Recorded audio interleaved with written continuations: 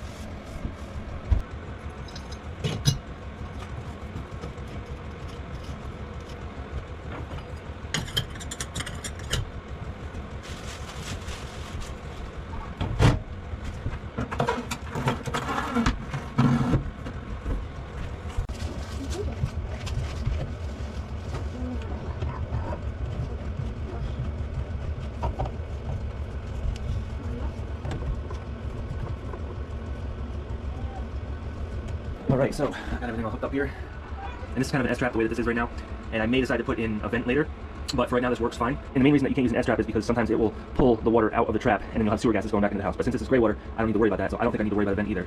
I can always add a vent right here if I want to, but it's working fine, and we don't really need to follow plumbing code, so.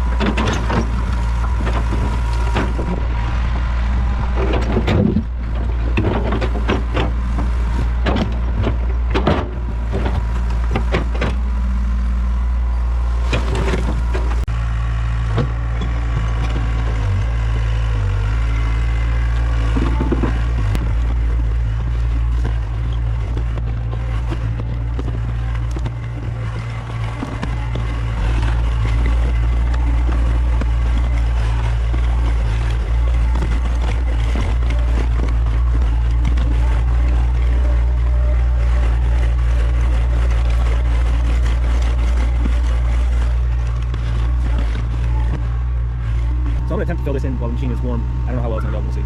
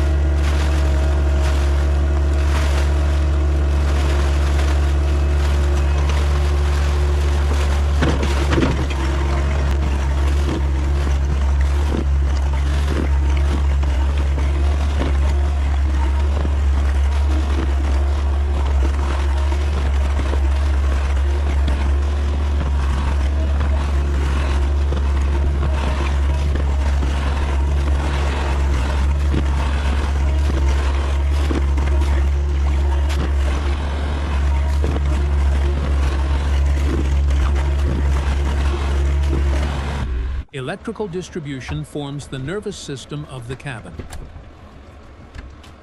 Heavy-gauge copper wire is stripped of its protective sheathing and routed into the main service panel.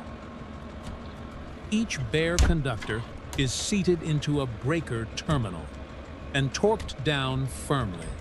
A loose connection increases electrical resistance, generating dangerous heat under heavy loads. Properly sized breakers protect the downstream wiring from drawing more current than it can safely handle. Beyond the insulated walls, the reality of the winter environment demands constant maintenance. Heavy snowfall threatens to completely bury the machinery left on site. Clearing the skid steer is a mandatory daily chore. Allowing wet snow to freeze around hydraulic cylinders and tracks causes severe mechanical damage. Equipment preservation takes priority over construction progress when the temperature drops.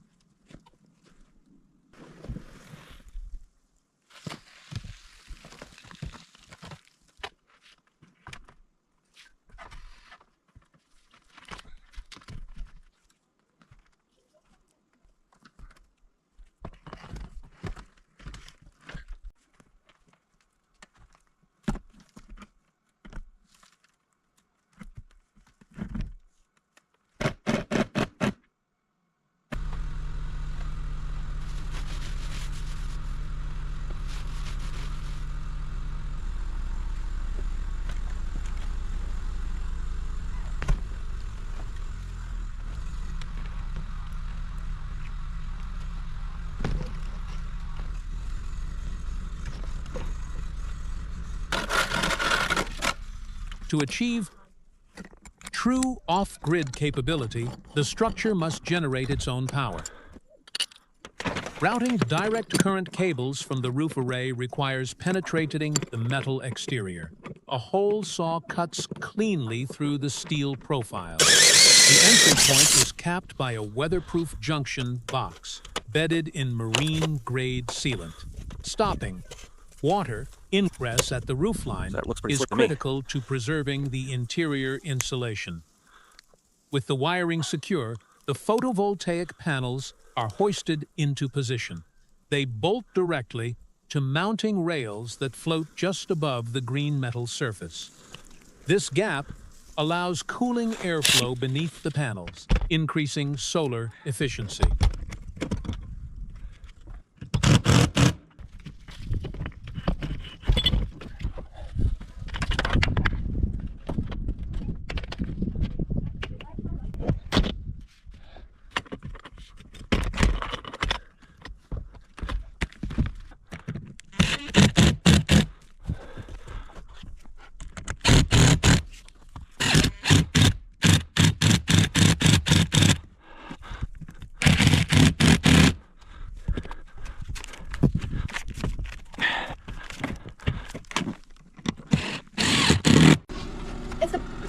Excuse me.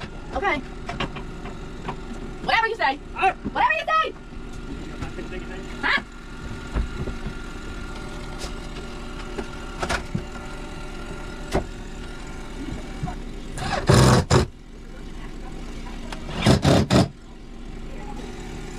The other one's worse.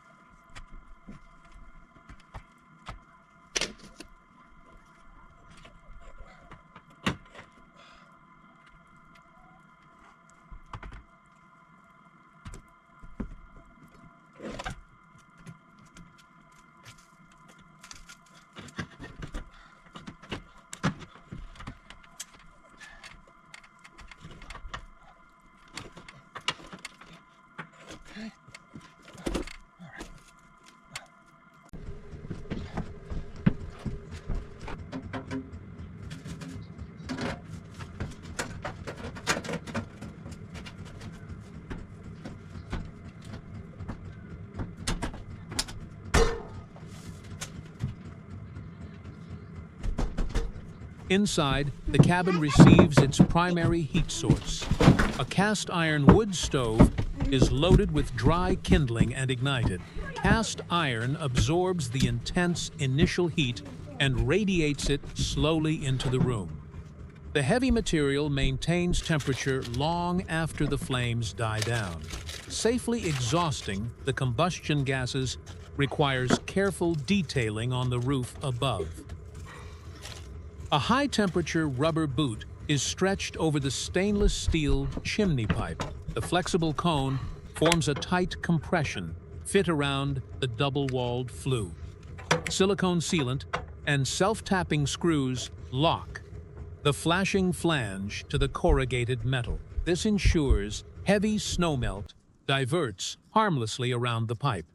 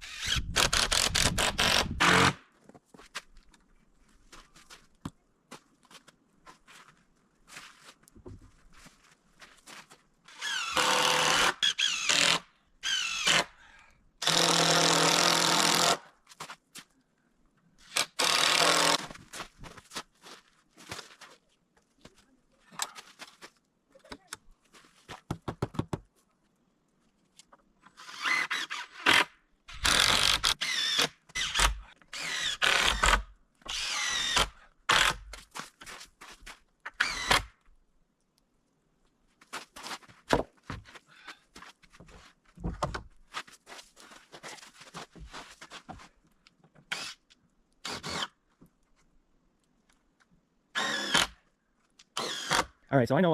Everybody's gonna run their mouth. You can't use a 4x4.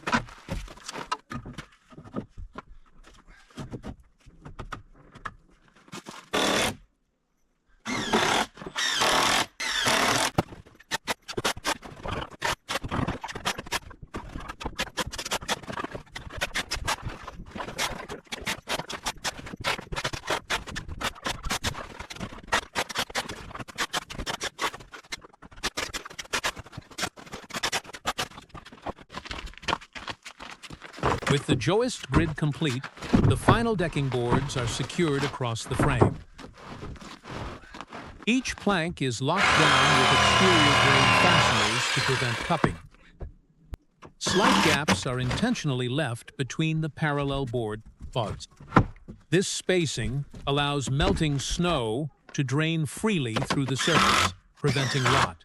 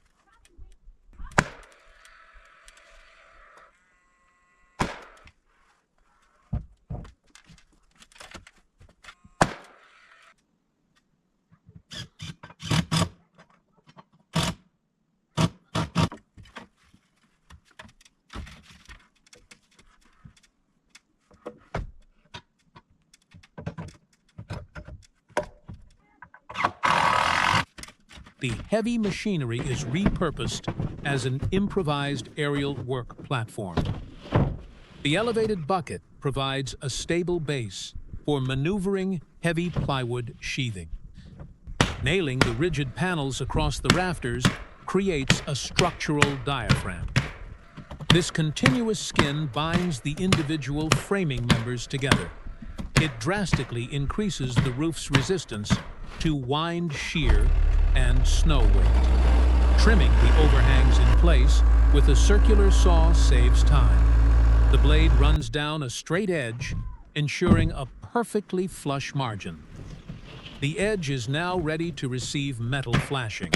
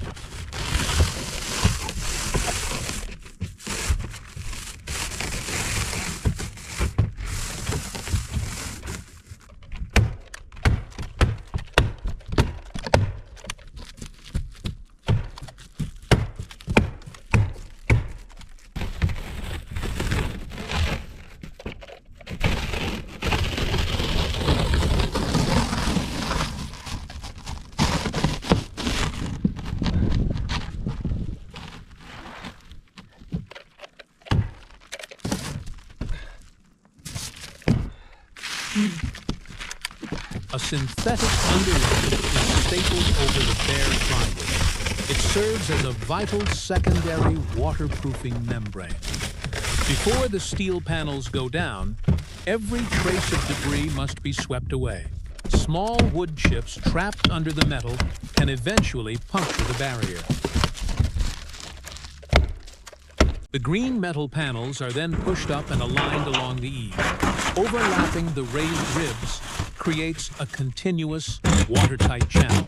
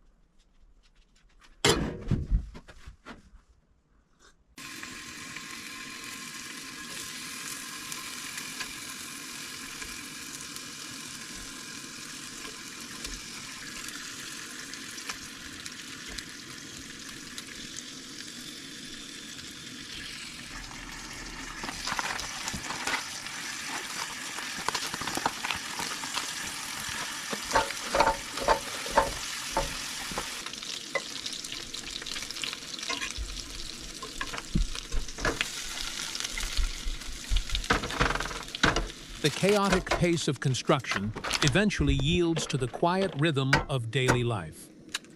Cast iron and ceramic replace the sounds of saws and excavators. The cabin is no longer just a building project. It is a functioning home. From above, the massive scope of the endeavor finally comes into focus. What began as a raw, muddy clearing is now an anchor point in the wilderness. In the end, structure, landscape, and daily routine operate as one system. It is a place built to produce, protect, and endure.